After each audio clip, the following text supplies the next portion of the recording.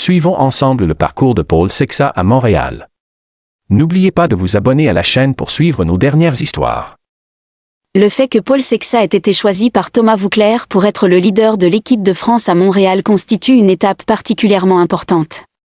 Mais il ne faudrait pas transformer cette responsabilité en pression, comme s'il était impératif qu'il décroche une médaille. À un âge encore très jeune, Sexa a déjà acquis une expérience importante dans de grandes compétitions. Sa 13 places au championnat du monde l'an dernier, ainsi que sa médaille au championnat d'Europe, montrent qu'il possède les qualités nécessaires pour s'adapter et rivaliser au plus haut niveau. Ce que j'apprécie particulièrement, c'est que Voeckler ne se contente pas de faire confiance à Sexa. Il a également préparé un collectif capable de le soutenir. Le fait que 8 coureurs aient été envisagés pour composer l'équipe montre que la réussite au championnat du monde ne dépendra pas d'un seul homme.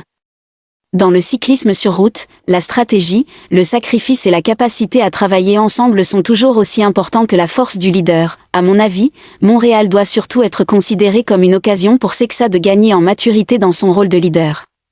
Il pourra apprendre à gérer la pression, à lire la course, à utiliser ses coéquipiers et à prendre les bonnes décisions dans les moments décisifs. Nous pouvons parfaitement avoir des attentes envers Sexas, tout en gardant les pieds sur terre.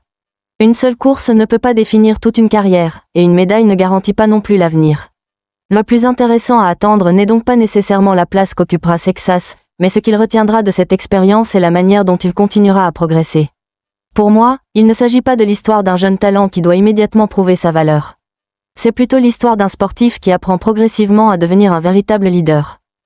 En regardant vers l'avenir, la plus grande valeur du parcours de Paul Sexa à Montréal résidera dans les progrès qu'il accomplira après la course. Chaque décision, chaque difficulté et chaque moment vécu en compétition pourront devenir une expérience précieuse pour la longue route qui l'attend. La maturité d'un coureur ne se mesure pas à un seul résultat, mais à la manière dont il progresse au fil des défis.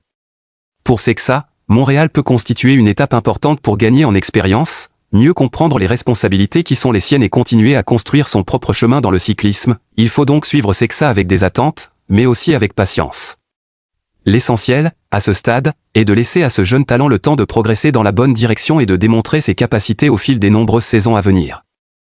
Merci d'avoir suivi notre analyse de Paul Sexa. Abonnez-vous pour la suite. Français.